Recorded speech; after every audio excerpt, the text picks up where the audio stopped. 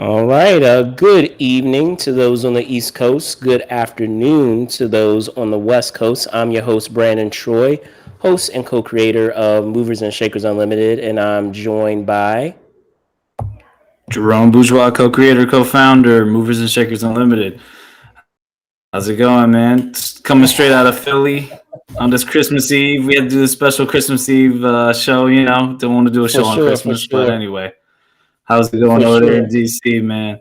I'll bring you a Philly cheesesteak sandwich. So, guys, welcome. Yeah, just as Jerome was saying, welcome to this edition of This Week in Review, the show that gives you the rundown of some of the news bits. Not all of them, mind you, but some cool news bits that have made the rounds over the course of the week.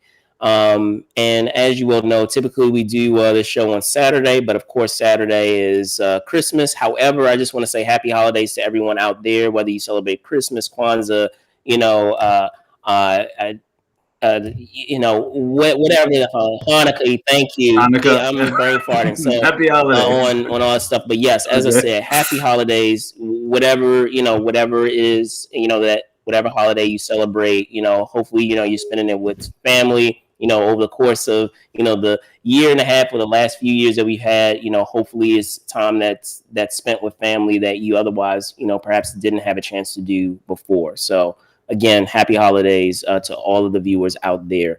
Now, before we get into the news bits, as always, I'm going to get into some of, just a couple of quick minutes. Just know that we are on Patreon, so you can be a Patreon supporter that you can find at the link down below. And with that being said, I want to give a shout out to Joel Bourgeois for being a Patreon supporter with us. Um, However, I just wanted to Shout out say, thank Joel. you for all of Just you as well that, are consistent viewers with us and, checking out a lot of the content that we do. It is appreciated. It isn't overlooked at all. Now, with that being said, as you probably see in the title, we will be getting into the Matrix Resurrections. However, we'll be saving that towards the end because, as you well know, when we talk about our movies and getting into like the nitty gritty of the details, so to speak, it can get, pretty passionate there. So, we figured we would save a space for that at the end. So just stay tuned for that. However, we do have some cool news bits, that we'll be talking about now. Starting first, dealing with the superhero realm, if you will, and is dealing with OG Batman, 89 Batman, Michael Keaton, joining the film Batgirl. So over the course of this week, the news bit was dropped that he would indeed be joining this new film. Jerome, your thoughts. I know right now, currently, we know that he will be appearing in the upcoming Flash film. However, with thinking of the abilities that Flash has of being able to, run fast enough to, get into alternate universes, so to speak. From what I understand, that's how Keaton will play into that. However, the question becomes, which they really don't get into details about, how is that going to work for Batgirl when that really isn't something that they could use as a story thread or a plot point. But your thoughts, just initial impressions.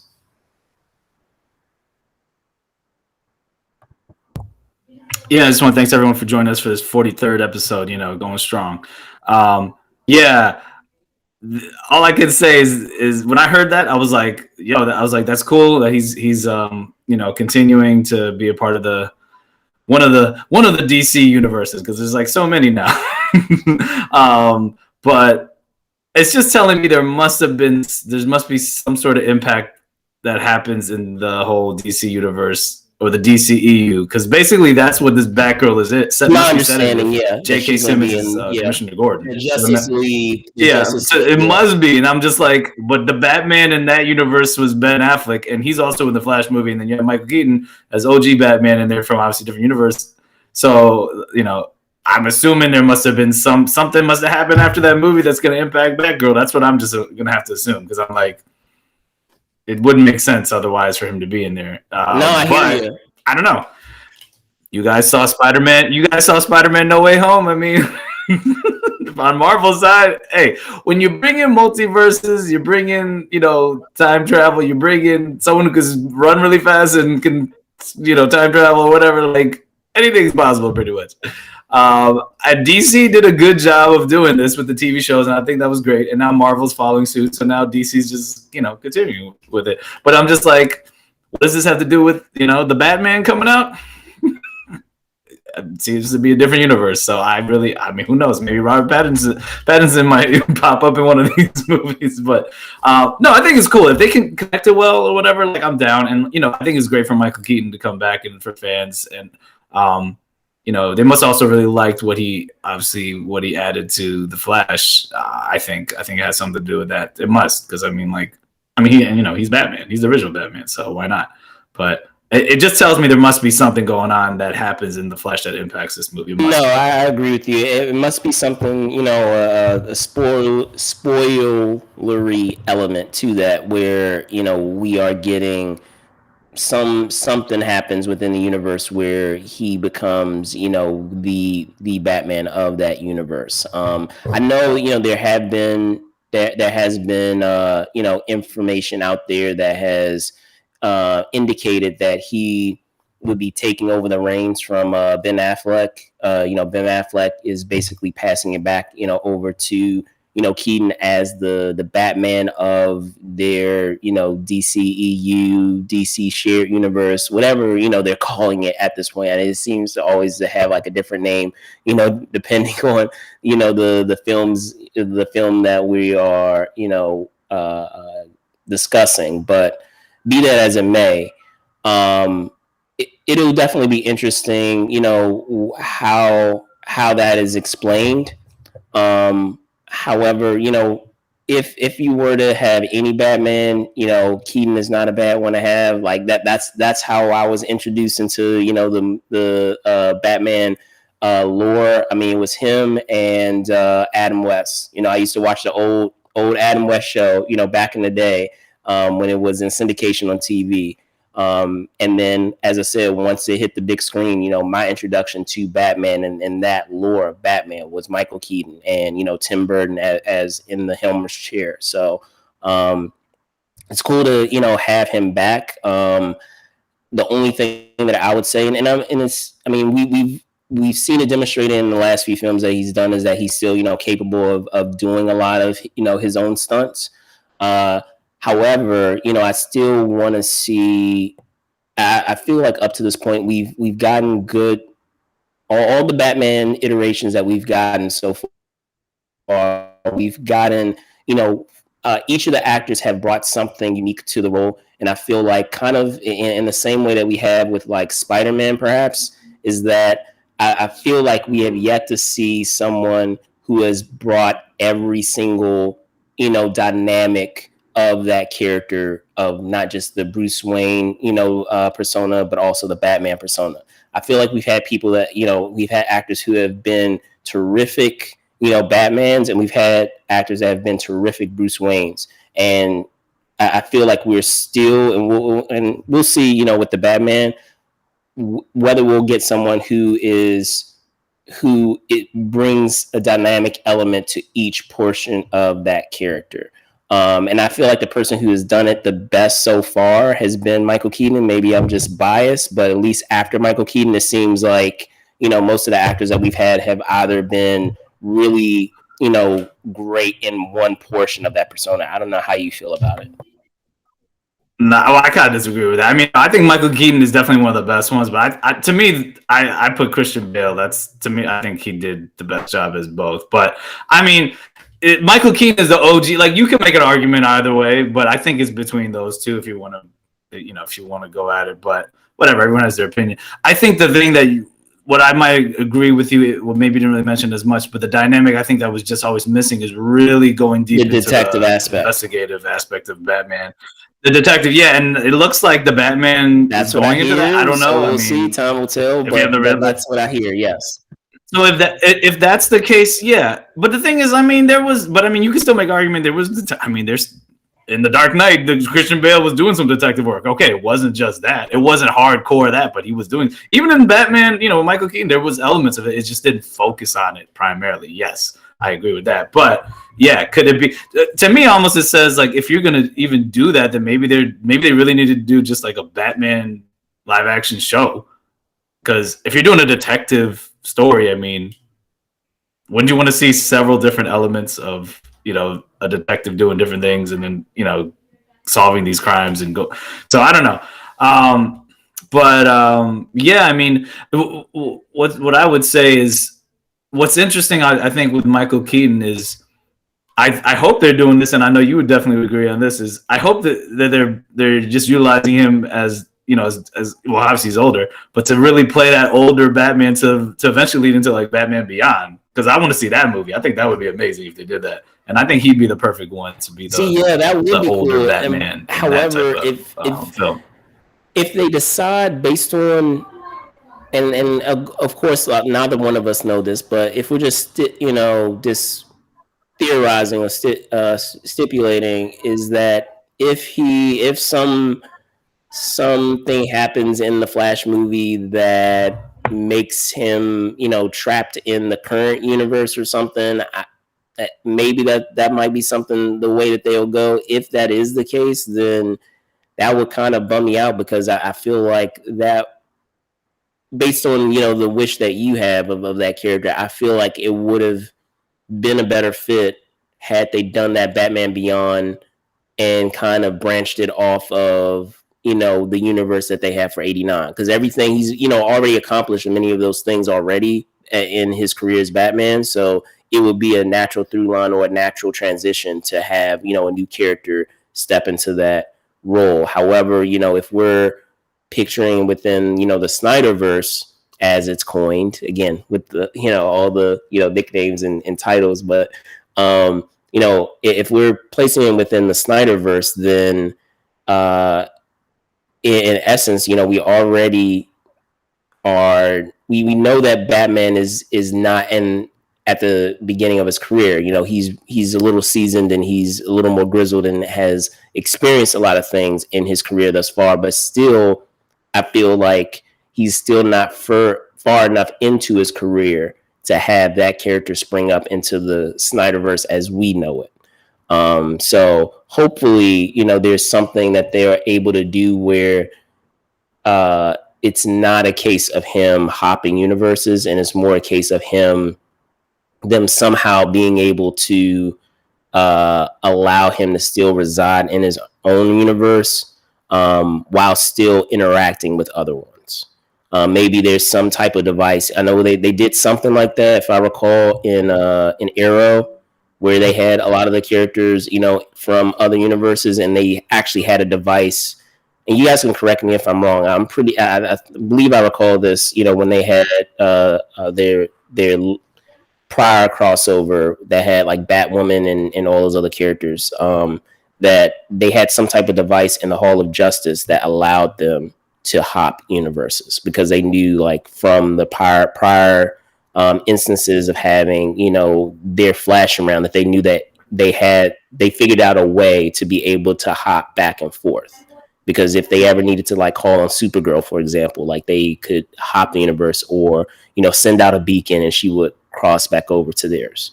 So as I said, I hope they have some device there that allows them to kind of have their cake and eat it too, where he doesn't have to, like, permanently cross over into the universe. So that way it allows them to, explore some other story elements by having him stay in his current universe.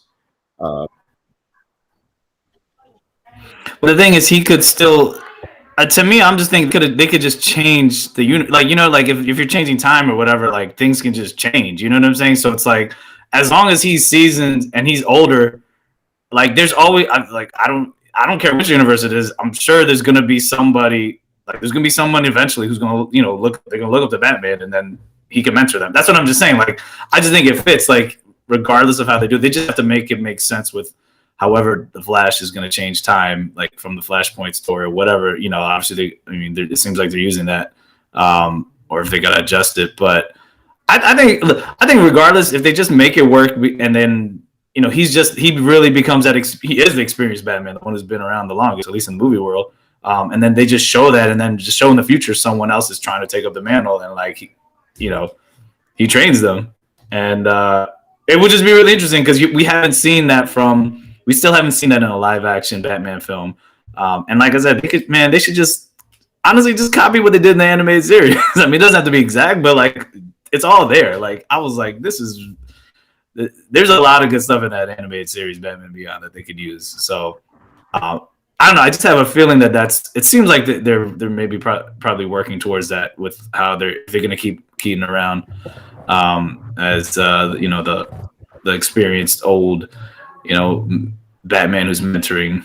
He's obviously going to probably mentor Batgirl and then mentor whoever else is in this that comes his way. I mean, the Flash, obviously he's probably going to mentor the Flash too, I'm sure. Like so he can play that role. So but it'll be interesting. Yeah, that and maybe we'll get more detective. Get some more detective scenes where he's actually like outsmarting everybody and using those, showing people why he's the world's greatest detective. I said for sure. Like I said, because we're so far ahead of it in terms of when it will be able to see it in theaters. We don't have a context right now of why he's popping up in there, and as you said, probably we'll have a clear answer of that after the Flash has come out as to why that is. So yeah. Oh wow. All the way until November. Oh, wow. Man, you gotta wait another.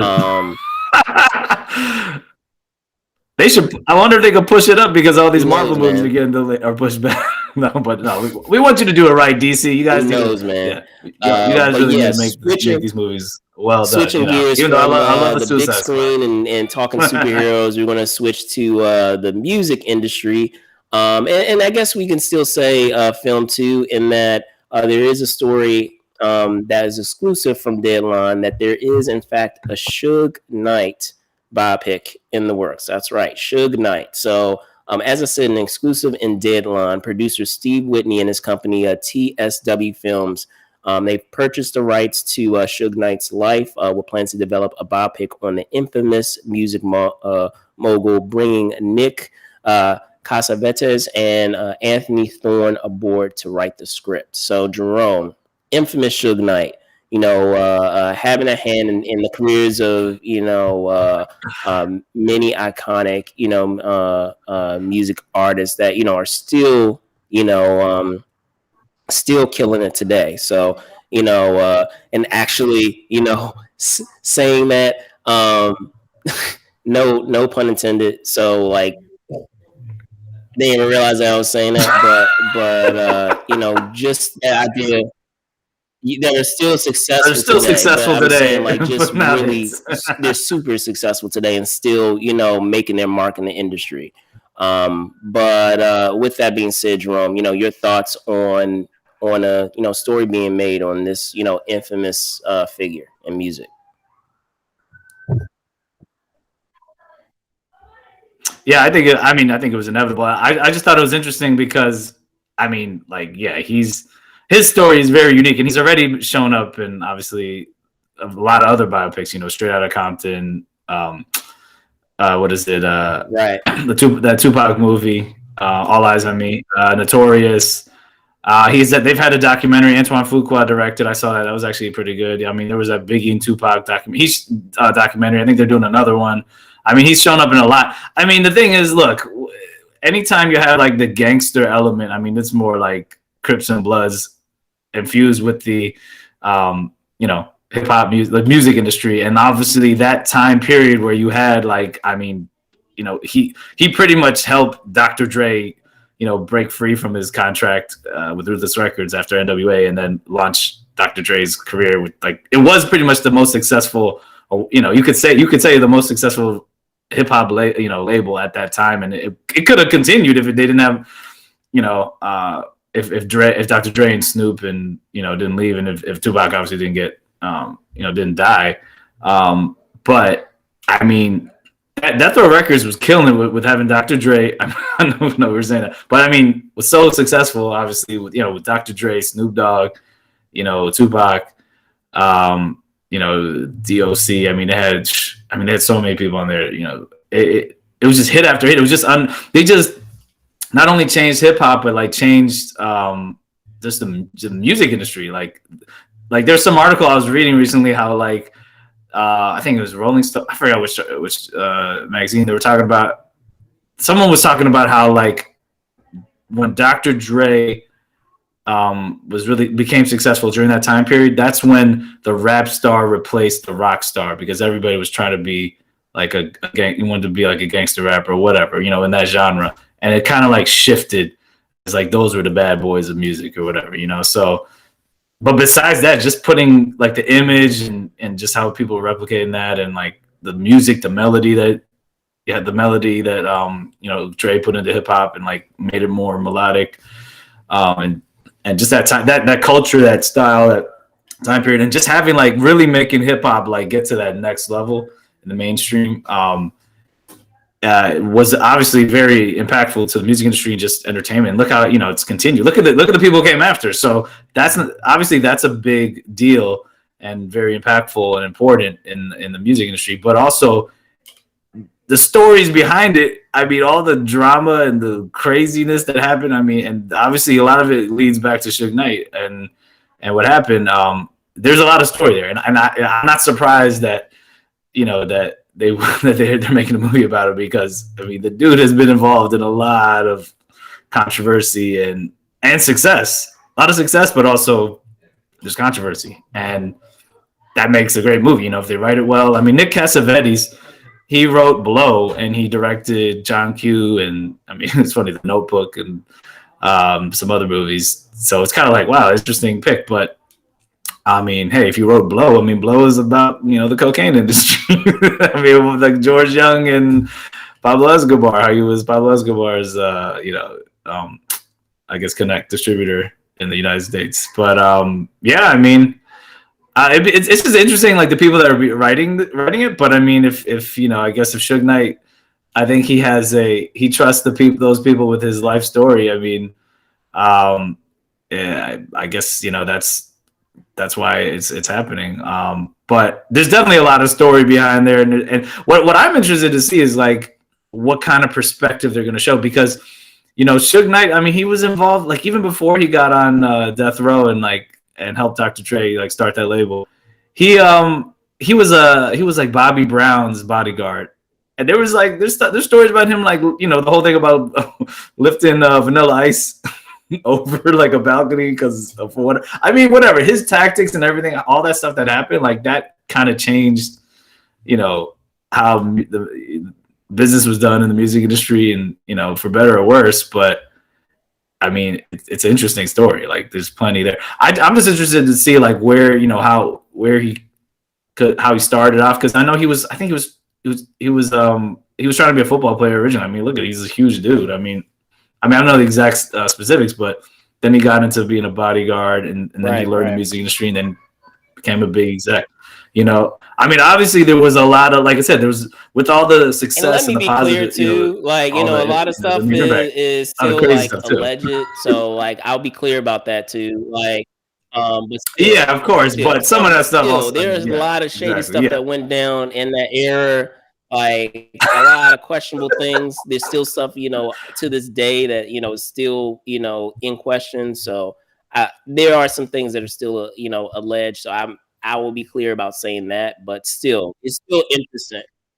Exactly. Yeah, of course. But but there's also stuff on the record. I mean, you look, but yes. But the thing is, like I said, I'm just interested in seeing seeing it from his perspective, or what parts of that story haven't been shown. Because, like I said, if you watch Notorious, okay, you're just seeing a glimpse of that with the Tupac side, and then you watch Straight Outta Compton, yes, you're seeing it from NWA's perspective, Dr. Dre, you know, Eazy-E, Ice Cube's perspective here, but it's not focusing specifically on him. And then you look at All Eyes on Me, you're kind of see a little bit more, but it's more from Tupac's perspective. So it'd be interesting, you know, to see it from his perspective, and like, you know, what he was about. Like, I mean, obviously he was obviously a great businessman, but like, you know, there was some, I mean, maybe some of the tactics weren't always the best, but I mean, you know, he knew how to, he definitely had some, so, you know, he was able to put some really talented artists together and really make a lot of money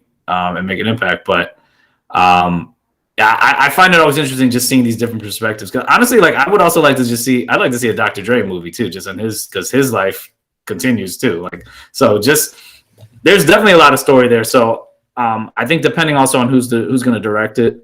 I know they just said talked about who's the producer and the writers. So like I said, if they write it well and they have a good director, I think it could also turn out well. And who they're going to cast? I mean, he's a big dude, so. I mean, there's only a few people that could probably play him. They're probably going to have to get an unknown. I mean, they had the actors that were the two different actors in like All Eyes on Me and also in Straight Outta Compton. I mean, I thought they were pretty good. And you were fortunate enough to have one of them actually be the son of one of the rappers. So I mean, you were lucky in that end where he has a very distinct resemblance to his father who he's portraying. You're talking about Ice Cubes. Yeah, but I'm just saying, the guys who played Suge Knight, those guys, I thought were really good.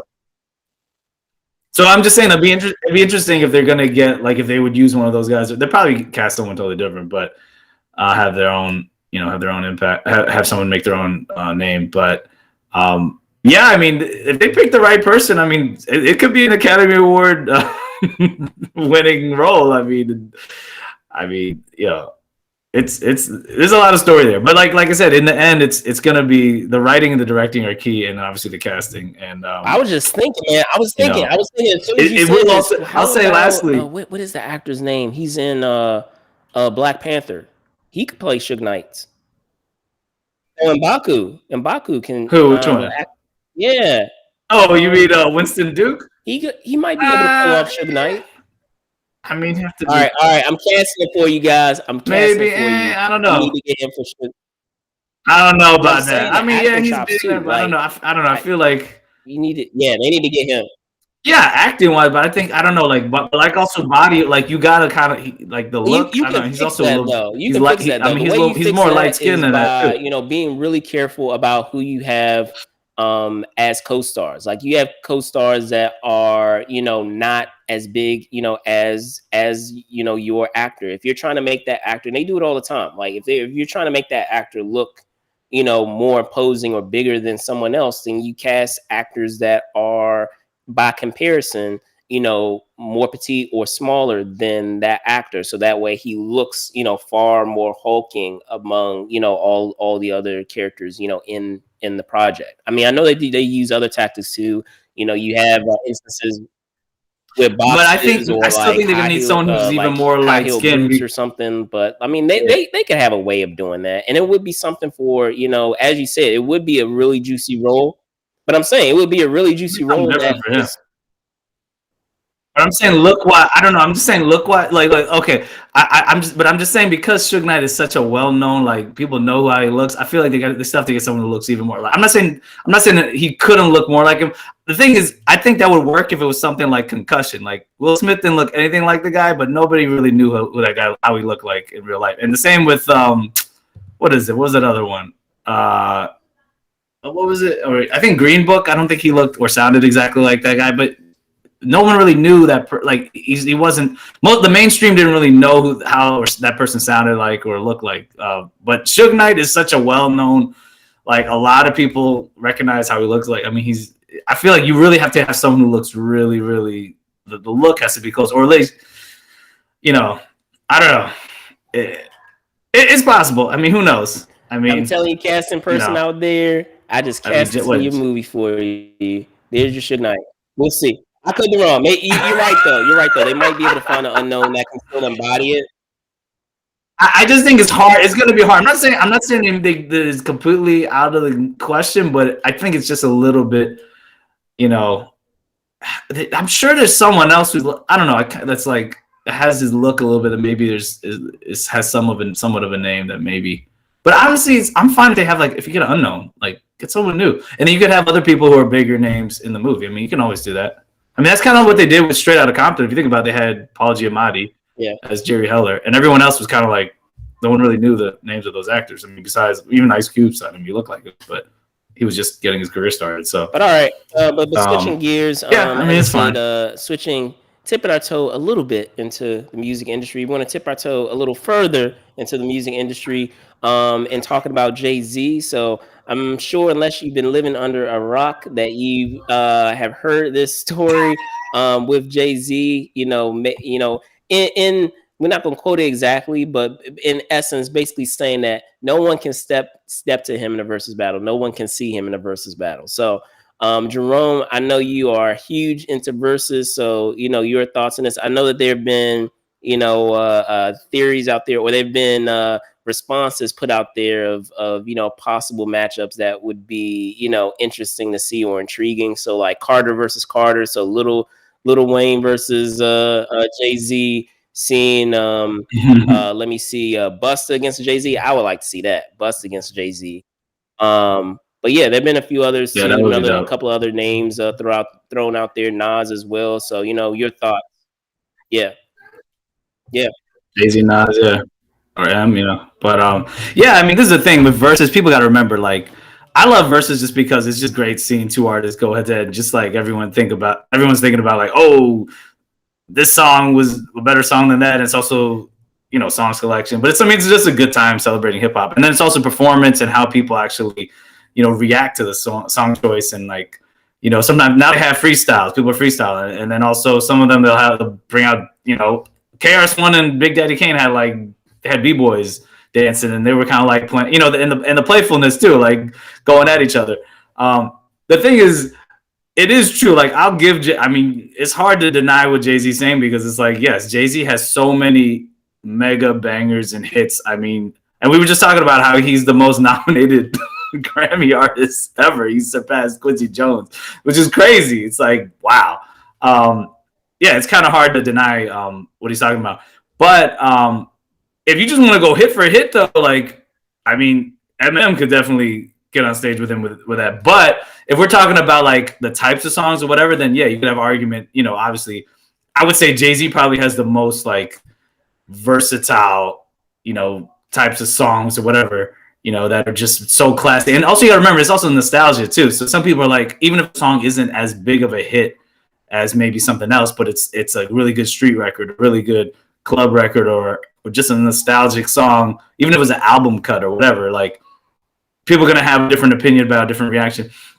I would just say though, like I really personally would still love to see, even though regardless it doesn't mean Nas has as many hits maybe as Jay-Z, but I think they should just they should be on the stage, just because I would just love to see when they get to the point where they do their beef songs. And it's gotta be that would be so hilarious and embarrassing, but whatever. I mean, it'd be fun, but it would just be so funny. Jay-Z plays the Takeover, the Nas plays Ether, and I would just love to see that moment, how they play that out. But I don't know, maybe that wouldn't happen just because it made up. But I think I would love to see that. But yeah, I mean, of course, you could make an argument. Yeah, like you're saying, Carter versus Carter, Jay-Z against Lil Wayne. I mean, Lil Wayne has tons of hits, so yeah, they could go at it. Busta, I don't know, Busta Rhymes, I think he could do it, but I kind of rather see like Busta go up against like M or something, because they've had songs together too, so and they could bring a different aspect to it. Performance-wise, I think probably Busta Rhymes, you could say, would probably be the best performer, because the dude's crazy as a performer, but like, I mean, like he's so live on stage. But like just song wise, I mean, it is kind of hard to deny, Jay-Z. I know another name that people brought up was like, yeah, I mean, yes, Kanye West. I think he could be another contender. And I mean, people say Drake. The only reason why I don't think that would really work as well as those, because Drake hasn't been around. He hasn't been around during that era when Jay-Z first came out. I feel like if you're gonna put someone against Jay-Z, you need someone who was around since when he came out, and that's why like Eminem was around that time, or like Nas, or maybe Busta Rhymes, or But I know some people put like Outkast. They're like Outkast, like smirking, or Ice Cube. It's like, I mean, Outkast, they have tons of songs, but they're also a duo, so that I think they should go up against a duo. But yeah, I mean, it is tough to see who would really go up against Jay-Z, and also would he even do it? Like, I think he's also just saying that because it's like he said he's so he's like beyond music now, because he's a billionaire. I mean, he's an entrepreneur, where it's like I feel like he wouldn't even do a versus unless there really, really was a reason and they made like a big event out of it. And like I think until after other really big artists already, like say like Nas does it, or Eminem does it, or like all these other really big artists do it, to the point where it's like it would be it would be, it would look bad if he didn't do it because you're like, wow, all these other big artists are doing it. Like, come on. One idea someone said was that maybe if he did like Jay-Z and Family, like him and Beyonce, and then maybe Timbaland and Swiss like put a little, made it their event. I mean, I don't know, but you're like, hey, you could only dream. I just think it would be amazing though if you got Jay-Z and like one of those guys and just go back, back and forth. I mean, it would be great. Maybe you'll do it for charity. I don't know, but yeah, I just think it's an interesting story that like that he finally said something, because people have been wanting this for a while, and who knows, this might push him over to be like, soon we might see it. So here's my thing. Like, who knows? I feel like he made the comment that he did because he's just trying to, address it and just basically kind of. I feel like if he actually enters it, I feel like he has nothing to gain, and if someone like really makes him look bad, like it's nothing that is nothing in doing verses that I feel that he could gain out of it. If he does, if he does well in it, it already proves what we already know. And if he doesn't, then like that has its own disadvantage too. So I feel like what him just like staying out of it honestly is like the best way to go, because I mean, you may feel differently, but like I don't feel like he has, as you said, like he's a billionaire at this point. He has nothing else to prove. He's done it all. There's nothing really for him to gain by doing this, doing verses at all, in my opinion. It only can, I feel, hurt him if he decides to do it and he doesn't come out the victor. So but the thing is, but I think it all has to do with like who he does it with. Like that's what I'm saying. It's like, you didn't see Ja Rule do it with 50 Cent. I mean, I don't think they would ever do it. But Ja Rule did it versus with Fat Joe. They're friends. Yeah. So it's like, I don't know. I could see Jay-Z, maybe doing it with like, I can see him do it. I don't know. Okay. I can see him do it with Nas or something, because I think the fans will love to see it. I would love, what I really would love to see is like, what will they really do their beef songs? Because that would be so, like, it would be so iconic, but then they make up. That would be the poster child of like, you guys, you can battle in hip hop and make up and be friends and do songs together. No, like, you don't need to like kill each other. Like, you know what I'm saying? It's like, and that's what they did. Like, hey, that they did it the right way, because it really wasn't beef. It was like, battle. I mean, well, I don't know, it could have been, but like with 50 Cent and Ja Rule, like that's like lifelong beef. You'll never see them. I mean, I think people wanted to see that, even though I don't think that would have made sense either, because it's not even. But I don't know. I think something like that. If it, they just, because look, even with Bone, I don't know if you saw the last one with Bone, Thugs and Harmony, and 3 6 Mafia. Like they got in a fight because I think it was Busy Bone. He like couldn't take some of the taunting, and then they made up or whatever. But I was just like, I mean, it's true. Some people can get heated, but like, I don't know how tight they were. I mean, I think they went on tour before. I'm saying even like, if they're whatever, tight, I'm just saying like I feel like there's nothing for him to really gain out of doing something like that. I mean, to your point, like he could use it to raise money, like you said. So, I mean, that would be the only like little sliver of hope we would have if seeing him do it. But outside of that, like I really don't see any way. But you never know though, because think about it.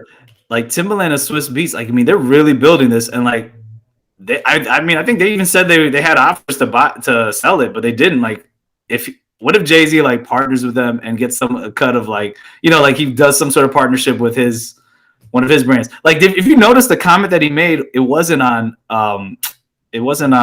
Clubhouse. It was on that Twitter thing. Why?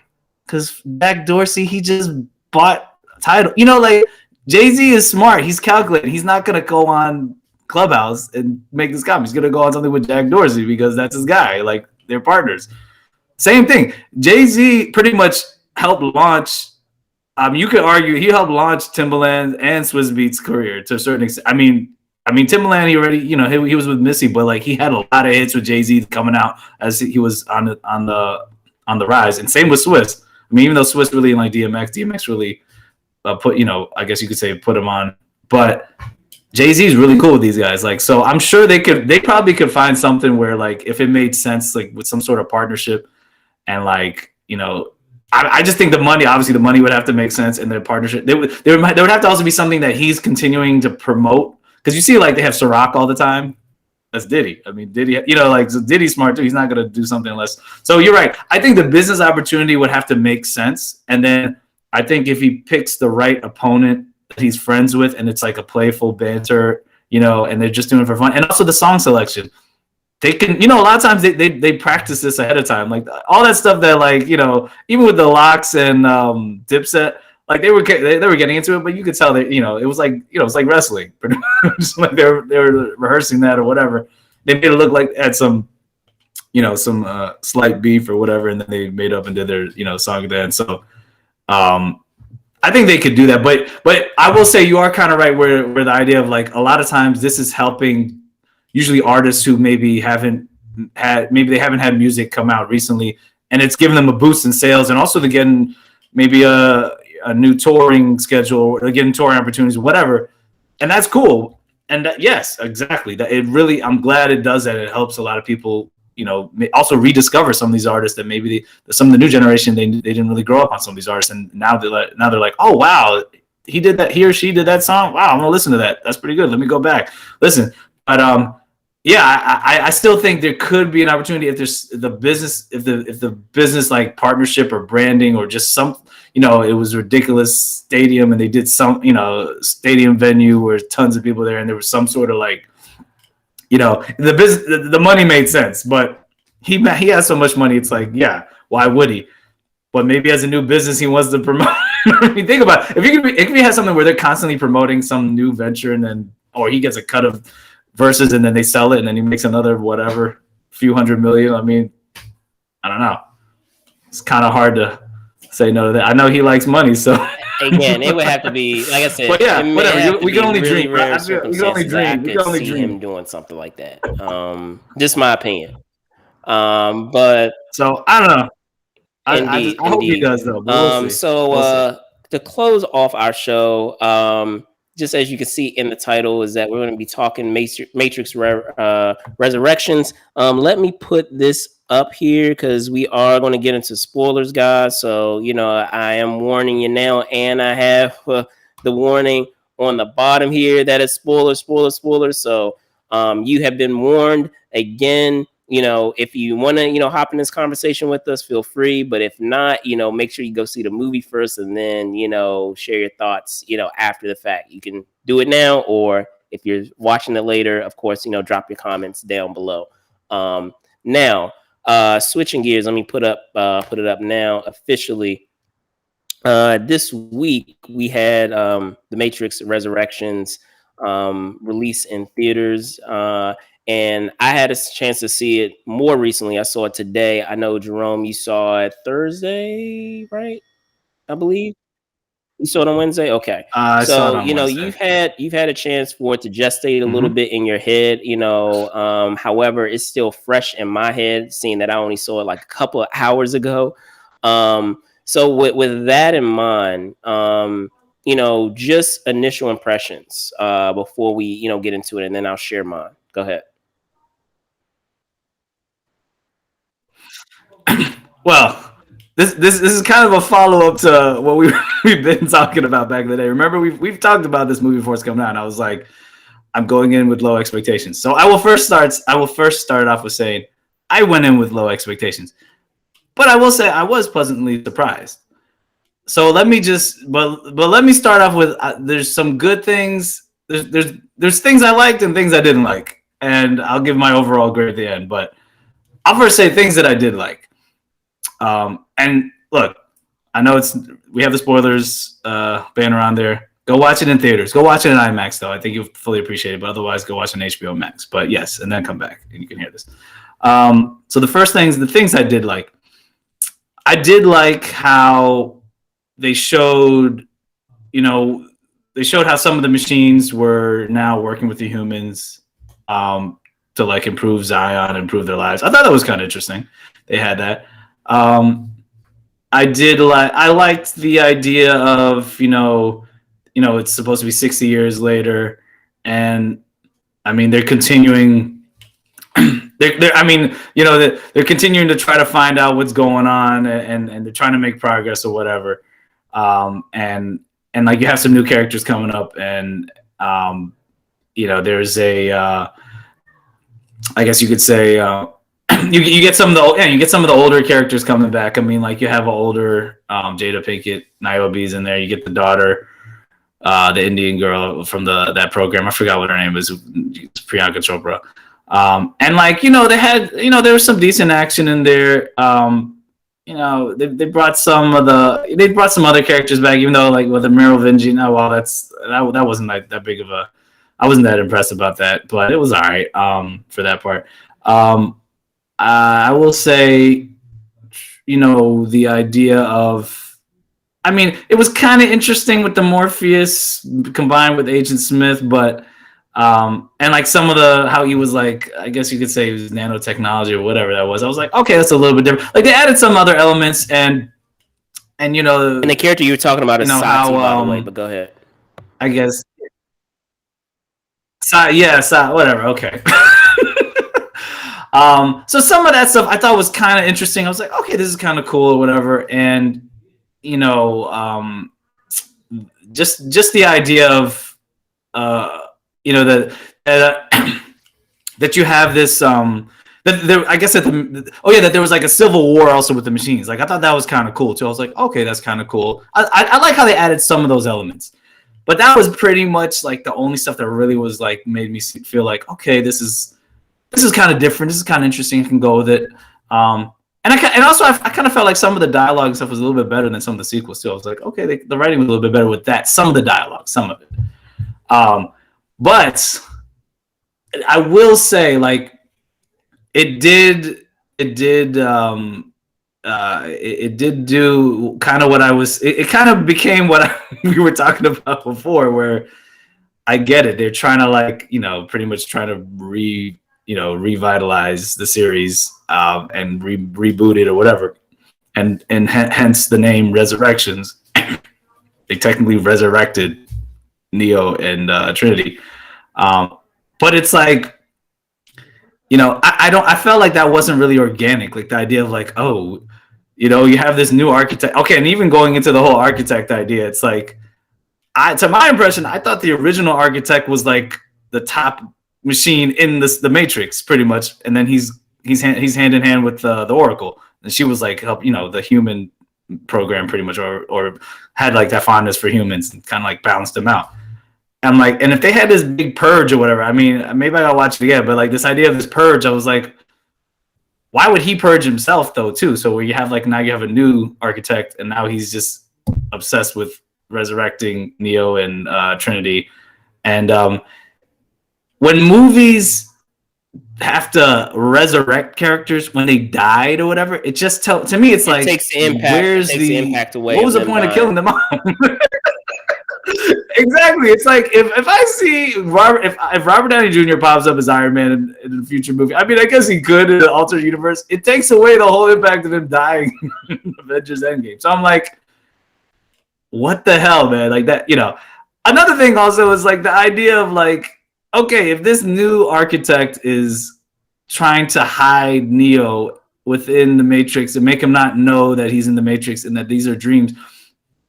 Why would he blatantly? I mean, is it just a toy with him? Just to blatantly be like, "Yo, this is your whole story, and it's just in a video game," and like, "Oh, the movie within movie." I mean, that was kind of funny, but I was just like, "Why would you purposely do that?" Just so, I mean, you don't think eventually he would try and like figure it out, or or there wouldn't be something bugging him?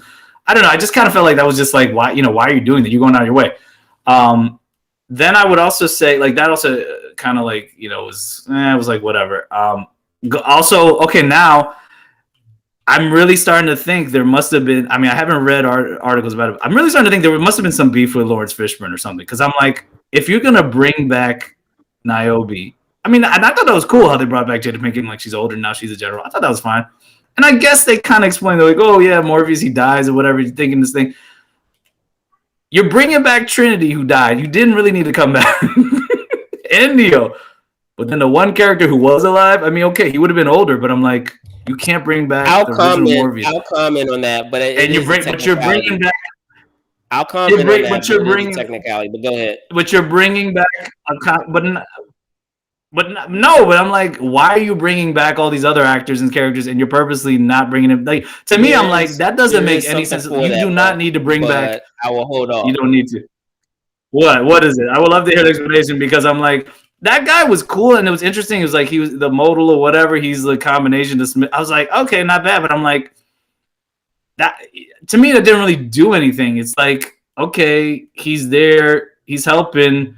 That was in his mind or whatever. That's what he programmed. But it's like, was it really necessary? You know what I'm saying? So I don't know. It's just, to me, I just felt like it was. That's just not. It didn't really do anything. It didn't So really it sounds add like anything the to things that didn't really work the for story. you Like, I is, feel like you in could have brought him essence, back. like You could have. why they brought back the characters, and how some things didn't really seem organic. It seemed kind of forced. That's what it sounds like. That's something, but also, like I said, there's more stuff too, man. Like the idea of, what was I gonna say? Oh, okay. So like the Matrix. Okay, so like the Matrix was revolutionary with special effects and the bullet time. I thought that was great in the first one. The second one, they kind of did stuff. I mean, it wasn't as revolutionary, but it Oh seemed no, like they it had some still crazy had that stuff in whole. there. I Like forgot what it was called. It was they had the like highway they scene changed the that shutter was speed. pretty wild, and then they Yeah, they did the shut. Like they were actually pushing the limit. I felt like they didn't really do much in this movie. They just did like flash / Quicksilver effect. Okay, slow motion bullet. We get it. That's been like, what did you add? Like, I wish they added some. They try to really push the special effects. I feel like they just didn't do that. Like they're just recycling what they did before, kind of, and they didn't even have a scene where they did real bullet time like the 360 stuff. So I wish they kind of like could have like done something to add to it. I don't know, but. Oh, okay. And then another thing is, like I said, I can keep going with the negative stuff, even though I still thought it was better than I thought it was going to be. By the time you get to the end of the movie, you're like, they're basically saying, to me, it's like either one of two things, or maybe it's both. They're trying to reboot the Matrix, see how well this does, and be like, okay, now we can do another 2 sequels, which I think is ridiculous, because you should deliver on this movie first. But it's like, by the time they get to the end of the movie, they're like, it seems like just the main goal is, ooh, we can find a way to become the one somehow. And obviously they're trying to be super woke or whatever. It's like, whatever. That didn't really bother me as much, where it's like both of them, but it's kind of like, whatever. I mean, it's like, oh yeah, Neo, all of a sudden he can't fly. But whatever. But my thing is, it's like, it just seems like all the one or anyone can ever do, with whatever the resistance can ever do, is just control the Matrix and beat them, and that's it. But then when it comes to the real world with the machines, like they never can find a way to like defeat them. I mean, basically that's what I'm getting out of it. It's like, but I thought the one's powers extended beyond, like they did in the second one and the third. Like he was using his powers like to destroy some of the Sentinels. So I'm like, I feel like there wasn't that much growth or movement in the idea of like, all right, we're gonna finally defeat those. Eventually, defeat those machines. Even though some of the machines have come over and they helped them, that's cool. And I like the idea of like, yes, we, humans still need machines, and they did talk about that, and obviously in Revolutions and in Reload, and this is a progression of that. But it's almost like, even with Niobe, she's like, after the peace ended or whatever, it's like we stopped trying to fight them. We're just hiding better. And I'm like. In Terminator, like John Connor, he eventually helped the humans defeat the machines. Basically, in the Matrix, it seems like doesn't matter what they do, all they can do is just defeat the Matrix.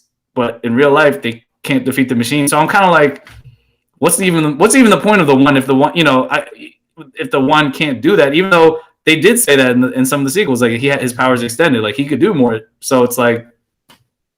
I feel like I wish they added to that, or they got to that next point of the story. So it almost tells me like that they're trying to reboot the franchise again, and then maybe they might get there, or they just don't. I don't know. That's just not in their story, or they just don't want to go there. I don't know. To me, that was kind of confusing, because then it just becomes rehashed elements of the previous movies, and you're just recycling. So I'm kind of like, what are you adding to it? Like, and that pissed me off so much. I was just like, you're not doing it better than the original. So here are my thoughts. I mean, you can tell me what you think. In watching the film, I I remember seeing the original, and we could both, say that we're old enough where we've seen, both the original trilogy and this film. And so, I remember how groundbreaking that was. I mean, uh, me and my mom and my aunt, like I saw saw the film, I want to say, in theaters. Over the course of this theatrical one, I probably saw it maybe like 5 or 6 times. Like, I saw it a lot. And I wore out. I even, once it got on VHS. Yes, VHS kids. Like, yes, VHS. I know some of you guys aren't old enough to know what VHS is, but yes. Yeah, That was the but first DVD I I had it on bought. DVD too. Well, no, I didn't have the. Did I have the original Matrix on DVD? Yeah, I did, because they did kind of like a special edition one when they were about to release the sequel. So I ended up buying like a special edition Matrix DVD. But I had the original on VHS. I got to see if I still have it, by the way. But anyway, I digress. It was such a groundbreaking film, and it had a lot of shoes. It had some big shoes to fill in doing this film, and it goes back to what I was talking about before, where we've had discussions, Jerome, of sequels, and when's the perfect time to do a sequel, and when is the time to release it, when is the time that it might be too late, and there's and we've had this conversation before, just touching on some of the points that we talked about before of it's been what, like the last film came out in what, 2003? Yeah, 2003. So that's 2003, I about think. 20 years I ago. think it was 2003. So much has happened, in terms of special Yeah, effects 18. and Yeah. what we've seen in films in that time. So, it had some big shoes to fill in terms of doing that. Now, in the same regard, like in speaking to that, sometimes, like, as the and it's kind of similar like this in the music industry. It's funny, we were talking about the music industry just a moment ago, and that it's the movie industry is very much the idea of, what have you done for me lately? So, like, you can have like a huge hit, at one time, and then as the years go by, as more more groundbreaking things happen, or more viewers are able to not only experience different artists and different music, but with film, being able to experience different film and different forms of effects and ideas and themes that are introduced in these films, that you can kind of get lost in the shuffle, and it's unfortunate too, because, like, I feel like another added caveat of that is that we had Spider-Man come out like just before it, so it kind of is in the shadow of like, I feel like the huge mega hype that was Spider-Man. So I mean, you have that element, but in addressing what you were talking about, things that I did like, I did like that there was this whole meta aspect to it of them kind of still addressing the past, but kind of like playing with it and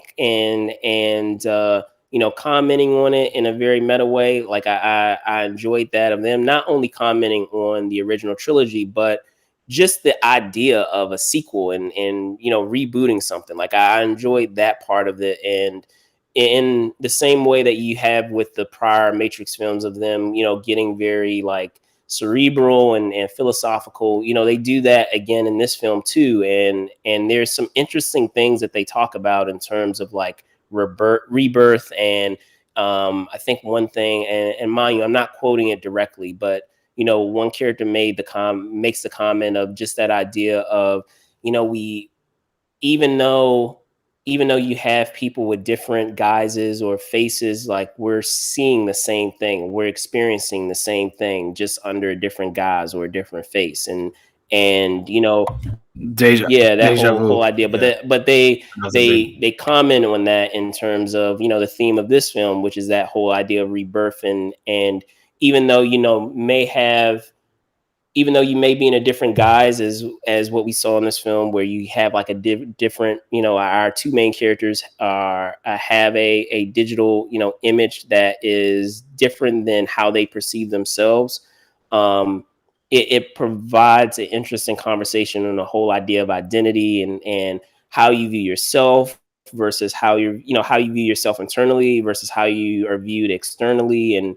And just other things in terms of, which is what they address also in the original trilogy, that idea of choice as well, and do you really have a choice versus something that is fate or your destiny.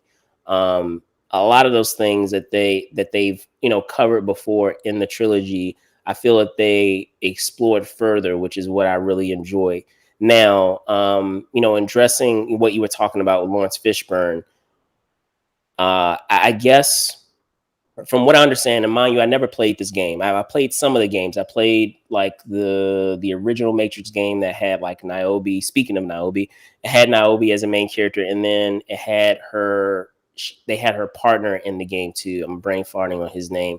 Um, but they also had the Path of Neo that followed not too long after that, where you were able to play through many of the iconic moments of the Matrix film franchise as Neo. They change up the ending a little bit versus how how the ending happens in Revolutions. They switch it up a little bit just for the sake of the game. However, everything else pretty much falls in line with the original trilogy. I highly recommend you guys check it out. I know it's an older game. It's like a what is it, PlayStation Xbox game, but it was a fun game. It was pretty cool. And I know they have a current one out now, from what I understand, that's like more next gen in terms of graphics. But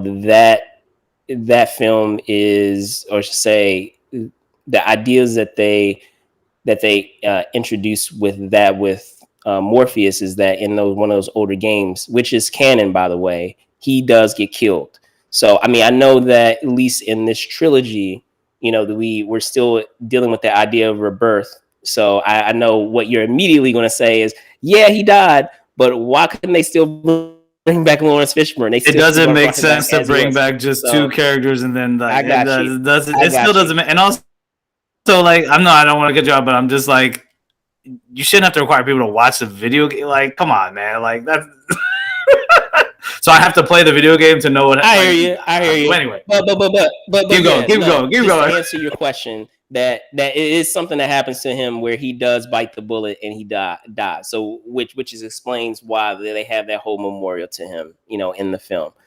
So he is dead in canon.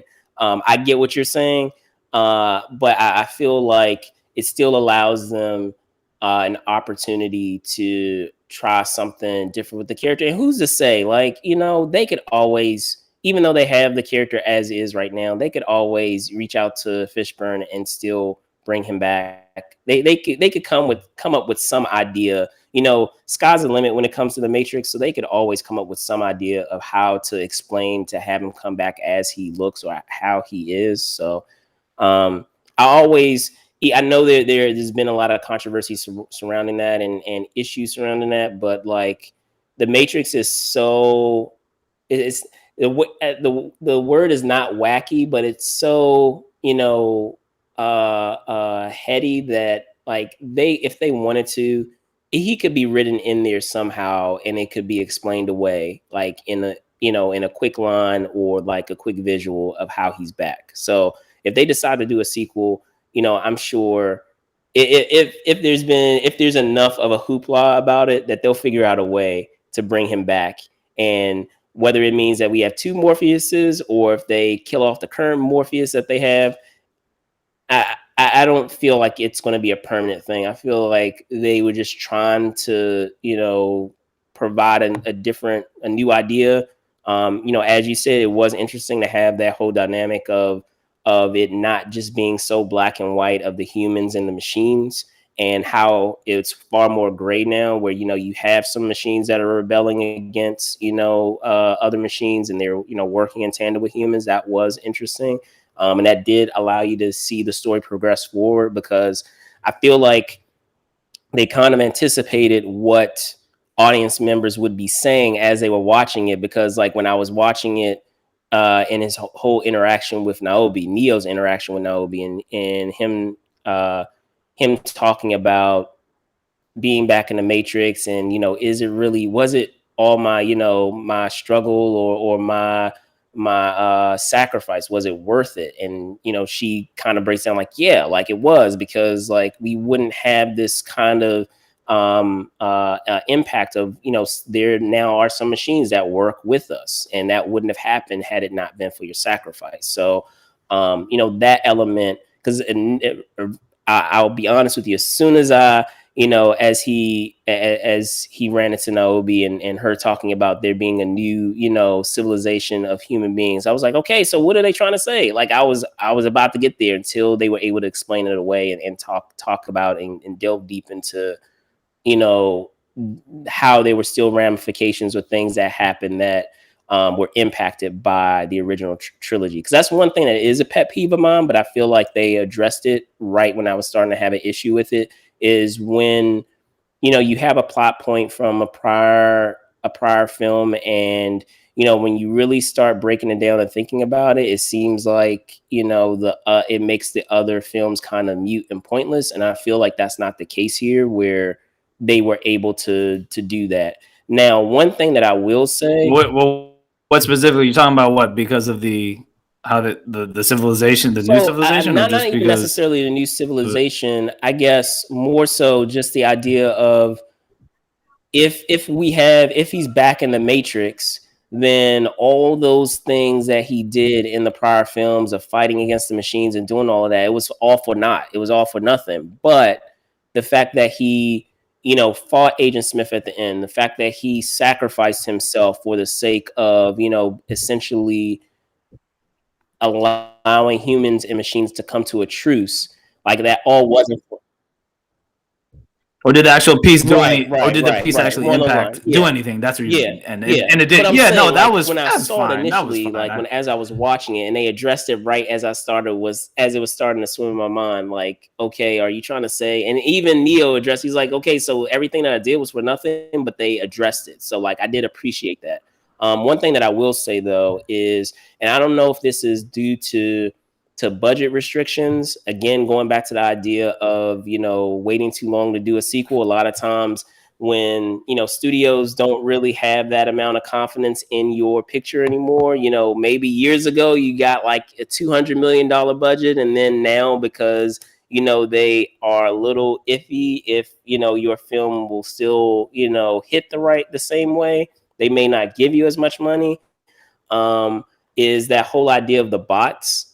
Instead of actually having a lot of the characters change over into agents, of just having them simply have their eyes change color. So, like, I don't know if that was because of a budgetary thing where, like, the swarm, and I'm like, okay, they're just basically Oh, the human swarm beings. or whatever Like, they call it. Yeah. so, like, I guess that was the one thing where I was like, in thinking of what might be happening behind the scenes, where I was like, I okay, didn't have an so are issue you with saying that. that maybe you guys like didn't have enough? Because it would have been this would have been something that would have kind of made it stand out. I feel, is what if, in terms of the swarm, kind of similar to what we had in Revolutions, but in a different way, that you just had the whole population, the whole city turn into agents. Like, I know we had that to a degree in Revolutions, but it would have been cool. It was only one character. It was just Smith, but you just had a whole bunch of various different agents that. Like they But just I they don't know. had Like, to. I feel like It's they already could like have. they already copied a lot of They stuff in this did. movie They did. They that did. they did in other ones. So, So that was but the I guess problem. that was the one thing that I felt like, oh, okay, I see what might be what's going on here, and then maybe because, like, you were limited in the resources that you had to be able to do something different here.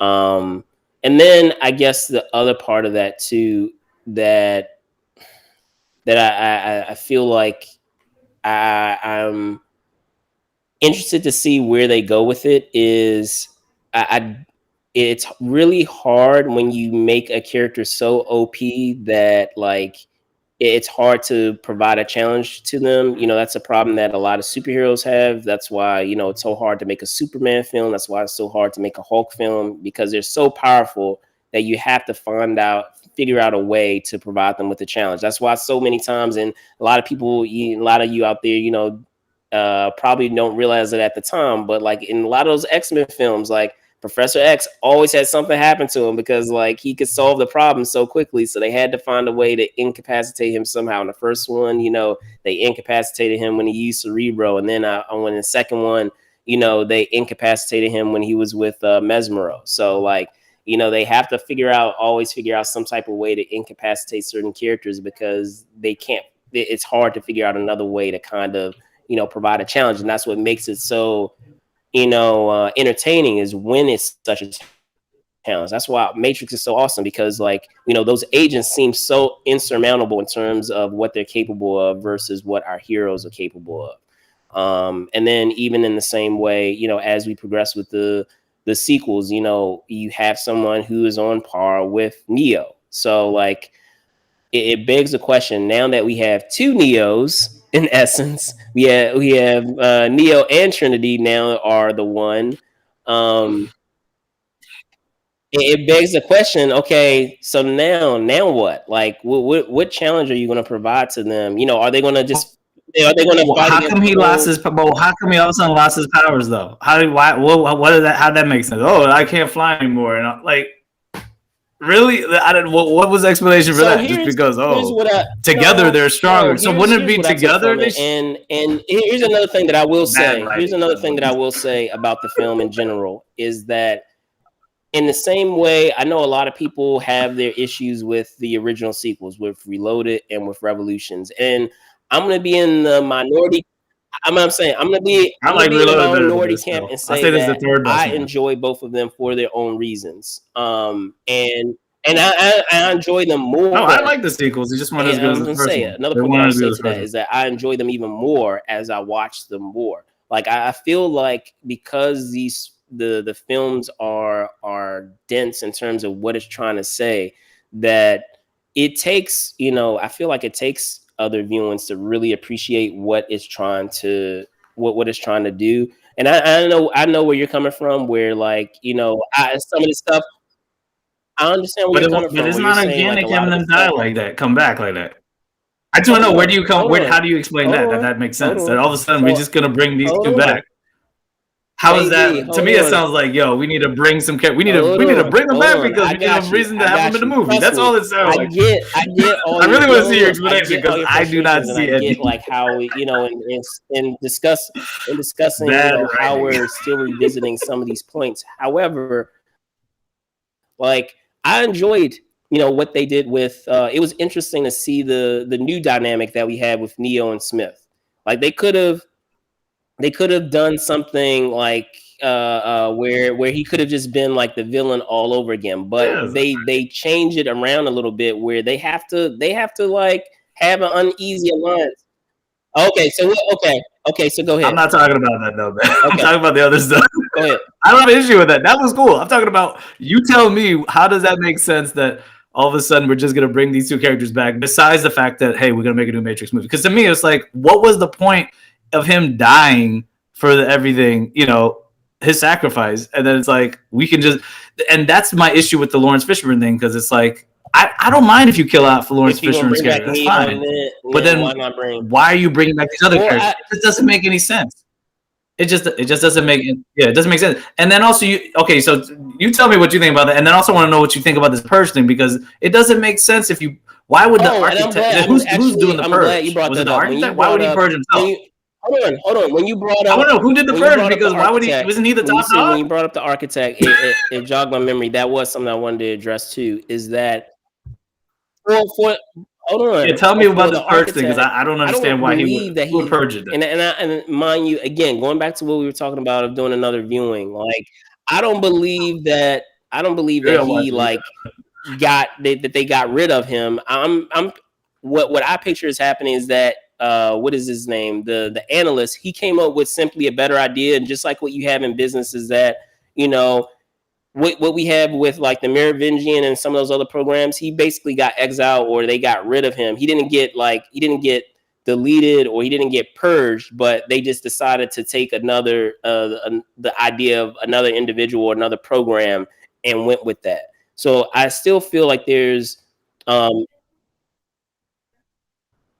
I thought he was like the head of the whole. Like that's what I'm saying. It didn't seem like it was clear. Like in the sequels, remember the sequels? The architect was the key of how to do constructing the Matrix.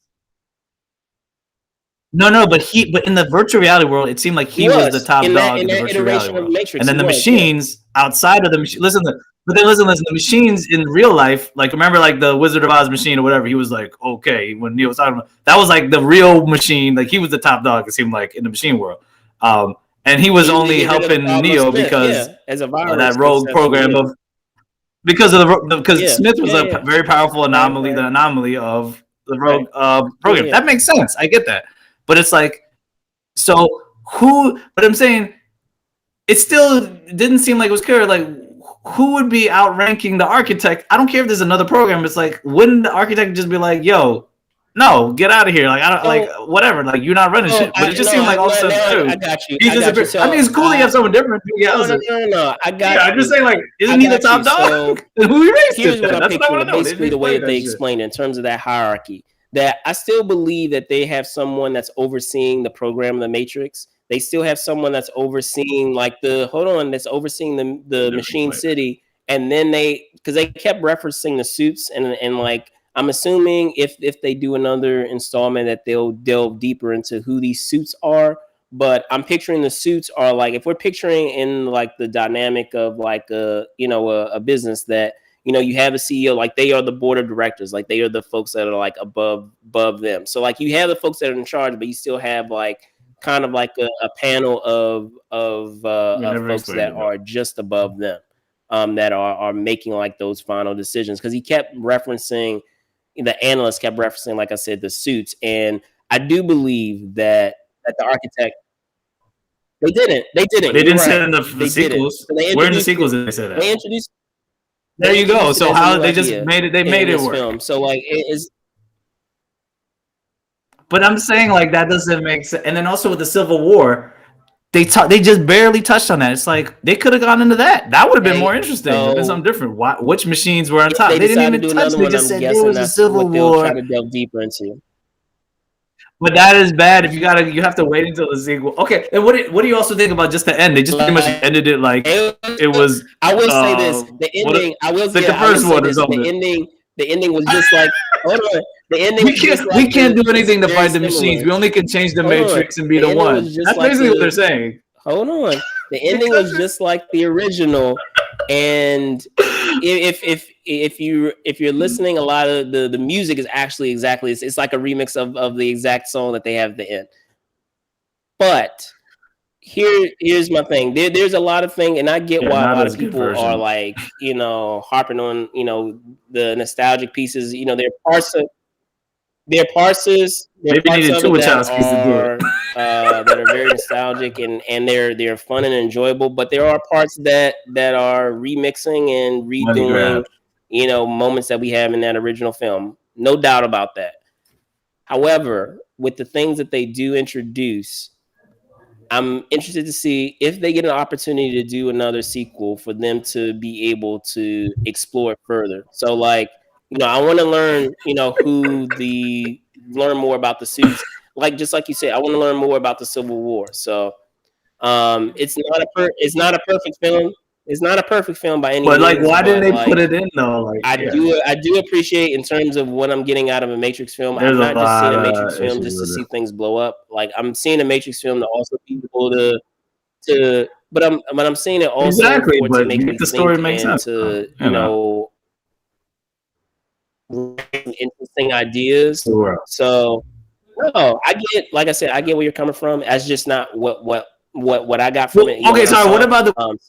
What do you think about the video game thing? Like, if this guy's so genius as a programmer, why would he have Neo know his whole story in the video? You know what I'm saying? Like, wouldn't that eventually push him to be like, yo, here's what a toy with him? Because there were a couple of things that they bring up. One, just on surface level, is that the reason why I pictured that he allowed that to happen is because he wanted to still provide a way for Neo to be able to function in that world without, going nuts, because a lot of those memories are so instilled within him, and it's hard for him to like break those memories. So the best way as an alternative for him to kind of still allow those memories to be there, the only way for him to allow those memories to be there, but still be able to control him, is by saying, oh, this was a part of the video game that you did. Because I feel like the just pulled those memories away, it wouldn't it would basically mess up what I feel But like they it brought would him mess back to up. life But though. I'm saying I feel like he They couldn't do did that that just to before. kind of still keep Neo in control because he still had his memories, but it was shaped in a different context. And so like in talking further about what the analyst discusses about why he brought back Neo and Trinity for this iteration of the Matrix and how they are the source code, like that connection that they have provides a great deal of the energy that's needed to power the machines. That's what I took from it, as well, is that plays into what he was talking about that human connection, that human function, of how the previous Matrix was and how it's different from this new Matrix, and that he's focusing in more on those human emotions, whereas like the architect was focusing more on just the equations and just like by the numbers things, which is why like that prior Matrix didn't work and kind of fell apart, and why this other one is working a lot better, and why there's more output, as he said, like because there's, I guess, some intrinsic thing with humanity and being miserable, that like by creating that type of misery or that emotion, it allows them to generate more power out of human beings. So I mean, that's what I took from it, like, is that was the reason why he kept that there, because it plays into what he was talking about with that human Yeah, emotion but dynamic. okay, but even just going to the whole, yes, having those two brought back, because then it's better, more power or whatever. It's gonna help for the Matrix and just for them to, I don't know, continue powering the machines. To me, that's still such bullshit though, because if you think about it, they didn't want the one to succeed. Remember back in the day, because he could free a whole bunch of humans. So why not? You're gonna tell me it wouldn't have been easier just Well, it goes back after to, that piece, speaking of whatever. the He's dead. He can't go back in there. They were growing humans But like going crazy, so back they to couldn't just what keep the growing more architect humans. I said, mean, and that's thinking of what still. the architect said, and what the end of Reloaded, he talked about that whole idea of finding a balance, which is why we got the whole thing with what is it, with Smith, of him being there as a It couldn't balance. be Is perfect. You're that saying it that's couldn't why be a there were perfect so Matrix. many instances, just like the Merovingian was saying, he's like, I've survived previous predecessors of yours and I will survive you. There have been multiple generations of the one, and because of them, in those prior iterations of the Matrix, trying to find a perfect equation of how to re to shape or create that human dynamic, is that out of doing it, they just kept coming up with these anomalies that they just couldn't, they couldn't explain. So like if I'm picturing it almost as like, So why bring two people but I back to think, make an even but stronger here's the, no, no, anomaly? I no, mean, that's what no, I'm no, saying. no, Wouldn't no, that be no. contradictory? Hold on.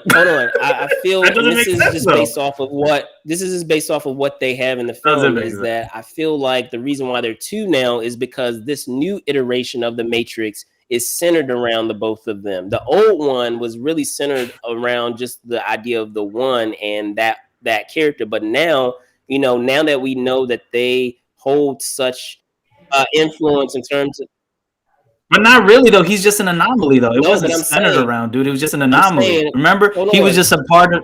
It wasn't hold on, centered around a Jerome, one. I'm just saying hold on, they killed it, but then he hold on. died, so there was no more So one. with the Eventually there would be analysts, another one. with But the it was the analysts, Matrix was about hold keeping those people on. under I'm gonna control give you a so that second. they Hold can on. stay being energy. Hold So on. it's not So with centered the around a one. analysts What are you in the talking new about, man? That's film, not so in the new film they were talking about.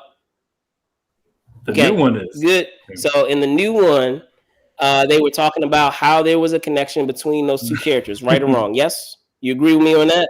Okay. So hold on.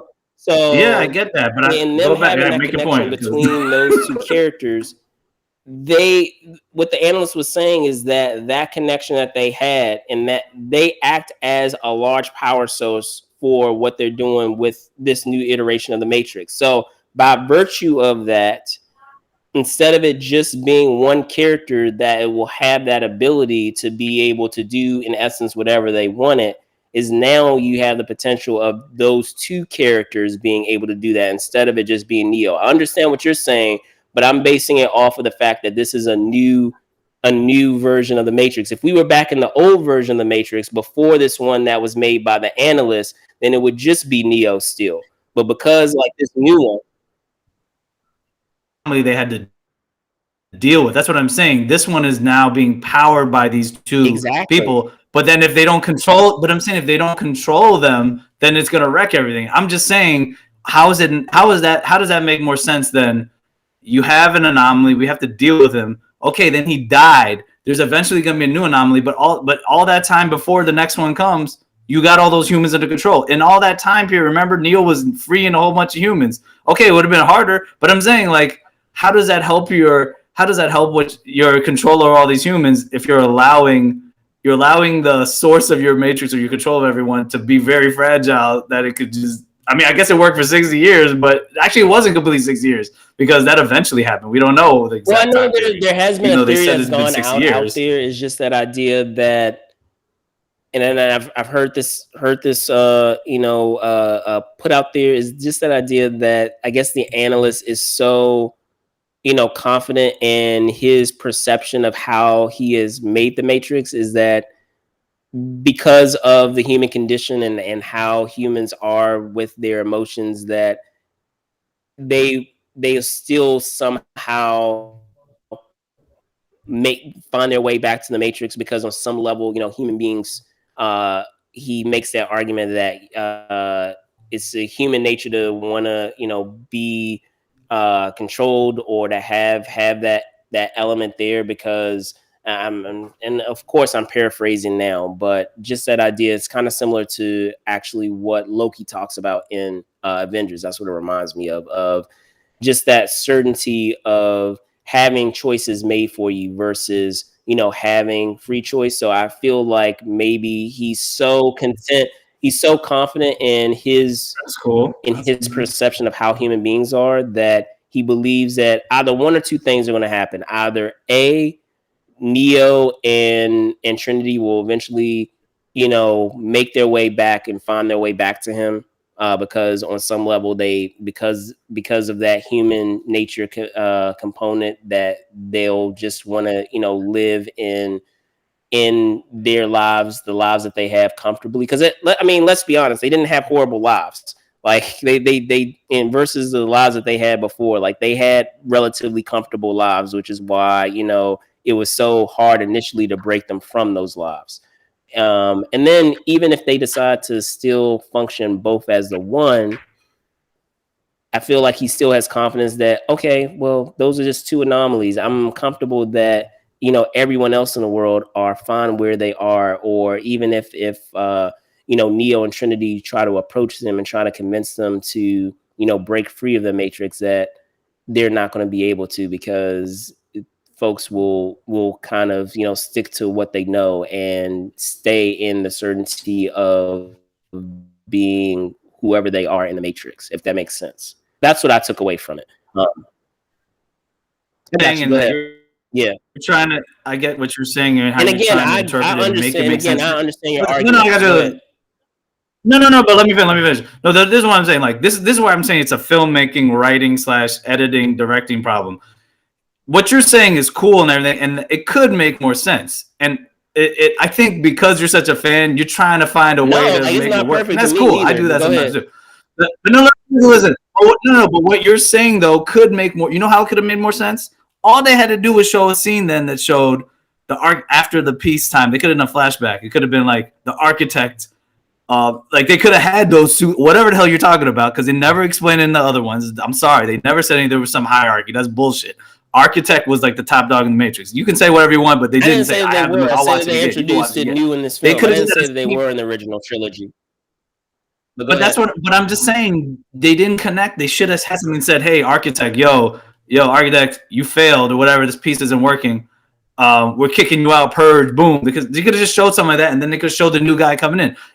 How they're trying to explain it, it just sounds like somebody purged it. But I'm like, it doesn't make sense. They never explained. They never explain. They didn't. They might have explained stuff, but it doesn't make sense to the other if they're not showing like who's the person who purged it. I mean, who's the top machine? To my understanding, like I said, the architect was the top machine guy in the virtual reality world, and that the Wizard of Oz, whatever the hell that was in the real world, was the top machine guy. There was no committee. If there was, they didn't explain. They're just putting it in. But if you're gonna transition to the new guy, there should have been some scene or something to transition. Just a flashback. That's all you could have done. Then it would have been more clear. But then that's bad editing or writing. Like, you got to make it clear. If you have to start thinking like, that's not like the metaphors and all that stuff. That's fine. Like, that's cool. Like, you can have the depth and the layers. Have nothing wrong with it. And it's fine. Some of these ideas are great. But I'm just saying certain plot points to be consistent or whatever, you got to really connect it well. So then it makes more sense. Because otherwise, like I said, they become plot holes. You're like, I'm thinking like, hey, wait, this happened. Did that happen? Like, how does that make sense? I'm like, okay, I guess this is what happened. I'm just guessing now. That's my problem. That was my problem with this movie. There's just some things where it's like, I felt like they made explanations and stuff, but then it just wasn't consistent with stuff that happened before. And then it's like, it didn't seem organic. Or if you're going to make something work and you do tie some stuff in, then tie it, it's kind of like what was it? Marvel has been pretty good at this. They had some issues, but like, they're usually pretty good connecting to what happened. And even if there was a slight mistake or whatever, like, it's still pretty much, it's been pretty consistent. Like I said, we only said that one thing with Spider-Man, really. I mean, there might have been some other, the 8 years, really 4 years, difference. But I'm just saying, like, to me, that stuff is important because it's like you're connecting to that trilogy. Like, I want it, you gotta even look at your own movies and be like, hey, all right, this is what happened. Let's make sure it makes sense. It's kind of like here's an example: Star Wars. Fans love to make excuses, and it's cool, and I get why. But remember, it doesn't make sense that Obi-Wan thought that Luke Skywalker was the last hope, and Yoda's like, "There's another." That was in the original trilogy, 4, 5. That was in 5, or was it the 5th one, or was it the 6th one? Yeah, the 5th one. Yeah, but in Episode 3, you see Luke. He sees that Padme has 2 kids. I thought Luke was the last hope. I mean, what? So or was it just him being sexist? Like, oh, okay, a girl couldn't do shit. No, that doesn't make that wasn't consistency. I mean, George Lucas, he just made him. I mean, stuff like that I think matters because it's like, wait, Obi-Wan thought Luke was the last hope because but Yoda knew there was another. But then why is Obi-Wan in that scene seeing that there's 2 kids? I'm just saying, like, it's consistency. It's like, whatever. That's a small mistake, inconsistency, but you got to think about these things. Like, I mean, if you're doing a franchise, if you're going to continue a franchise, like, I feel like they need somebody. You really got to go and look at your own work and be like, look, let's make it connect properly. I know I'm not saying it's easy, but like, you might as well. They had like 18 years to do this shit. I'm just saying, little things like that could help make it explain. But because like a lot of this movie, also they're explaining exposition. They're explaining stuff, and it's fine. But like, I'm just saying, like, that was just my issue with it. I'm just like, okay, cool. I was like, this kind of works. I guess it kind of works, but I'm just like, man, wait a second. Why does that really make sense logically in this world? I mean, you can get away with a lot in the Matrix because it's the Matrix for like special effects and all that stuff. That's cool. But like the story stuff, like regardless, like I'm just saying, like, to me, I'm looking at the story too. I really want to make sure like, oh, this makes sense. And then also, like I said, just adding to it. I feel like they didn't focus on the added, new dimension of what the Matrix, how they could have progressed the storyline. It's just a lot of rehashing and redoing and whatever. I don't care what the themes are. It's like, to me, it's almost like, I mean, at least Terminator Dark Fate was, I mean, I felt like was a pretty decent movie, but then again, that was also a remake, and it wasn't going to top the second one. But it's like, that's like, I'm obviously probably not gonna make another Terminator sequel for a while if they did, but it's like, that story's been done. We get it. Like, you can't keep going back in the past. We need to see another part of the story. Otherwise, it's like y'all ran out of steam. I mean, like, come on. Like, I mean, I want to see what's going on with the Terminators in the future and how John Connor saves the day. And they tried to do that in Salvation. They didn't continue it. I mean, that's, at least I like that part of that movie. I'll say this. Whatever. At least they tried. No, I got you. Why can't they do that? No, I get where, that's all I'm saying. That's my only beef. I get all those frustrations, and I'm there with you. It's just that I'm trying with what I saw in the film. I understand what it was trying to do and what it was, and in some regards it was successful in this. In other regards, it fell kind of flat. I will admit that to you. I mean, even some of the action sequences, they pale in comparison to what we've had in the prior trilogy. I will meant to say that as well. But still, and thinking of like some of the new ideas that some of the new things that are introduced, and the new threads that are introduced, and how they can build upon that, at some point, like similar to what you have in like the MCU, and for it is this way for better or for worse, is that you can't have like an Avengers film have everything, like the whole galaxy, like under duress, or like at some point it has to become, like, I feel like, a more intimate and smaller story. So in that regard, I understand in some of those choices that were made, and that it feels, and I don't know if you agree with me on this, but that's another thing that I've heard said, is that I'm saying that the story feels That's smaller. It doesn't intimate. That's feel more like intimate. Yeah. as big as maybe like, okay, that's one thing that I've heard. That's not my. That wasn't my issue. My issue is just my issue is just like don't redo stuff and like just be clear when you're connect. It's like it's Yeah. this is where the idea of a plot hole comes into play, and it's true. If you make a story, I'm just saying the logically, does this make sense? You if you set rules in a story, just abide by them. You know what I'm saying? It's like that's all I'm saying. Like, and continue with them. Like, take it seriously. That happened. Now like add to it. Like, just get somebody to. That's what So script it sounds supervisors like are supposed to do. you were just Continuity. Oh, this more of shot. an She explainer was with coming. certain things that are supposed to connect, because there was a disconnect with you for certain parts of what they did. They could have just showed. They could have I showed. got They you. could have filled in the blanks. I'm just saying, like they could have made. Like I thought. I like Doogie House. I thought he was cool at whatever respect. But I'm just like, as I saw it, I was like, this is cool. But then I was thinking about it. I was just like, but this doesn't make sense, really. Because he did say, oh, the Oracle, she died or whatever. She got destroyed in the purge too. But I'm just like, who's like. Maybe it could have been another big bet. The top, who's the top dog of one of the the machines in the Civil War? Maybe they were like, we're gonna. Yeah, I mean, we just have no idea. We're just like all of a sudden, I'm just like, wait a second. So that architect, he really wasn't that powerful. So it's almost like who was really running stuff in the Matrix? It was supposed to be the architect and the Oracle. Really, those were the two, the Right. mother and the father. Right. That's what they said. That's what happened. So somebody pulled the plug. Who pulled the plug? Unless this program pulled the plug, maybe he I pulled the got plug. you. I don't So know. Did final he? I don't thoughts. remember. They just said Final thoughts. Overall you got to thoughts. If you just would sum explain everything this. up. That's all I'm saying. Just be consistent. Yeah, no, of course, but that's all I'm saying. It's like just be, and then also I would have liked some. I wish they played with the special effects more and gave us something different. And then I wish they just added. I wish the story just didn't continue being like a rehash of the beats in the first one. Just like, take us in another direction. Like, actually make a dent in how they're going to take out the machines or something else, or maybe I don't know, just look at a different dimension, different aspect of it. And then don't rely on like, hey, we got to do another few sequels to continue the story, because I just feel like then you're just doing it, to just set up another trilogy, and it's like, okay, but I mean, that just tells me, like, it just seems like, hey, we're just trying to see if this one does well, then we're gonna do some more. We're gonna otherwise Goes back to my money. we just theory, made it but just yeah, to I make got it. you. Anyway. That's all I'm saying. It's like, but like I said, I will say I was pleasantly surprised based on my low expectations. So I was like, I'm gonna say overall, I probably give it like a, yeah. See, I probably give it a B minus /C plus. Okay. In that range. See, That's being here's nice. the thing. I say Here's the thing. You that. think What I'm would I being see? What would super you give nice? it? I actually would give it a C plus. Like it was just above average. Like there's enough in there. There's enough in there for it. I know it didn't sound that way in Yeah. terms of how I was explaining it. There's enough in there where you understand what they were trying to do, idea wise with this film.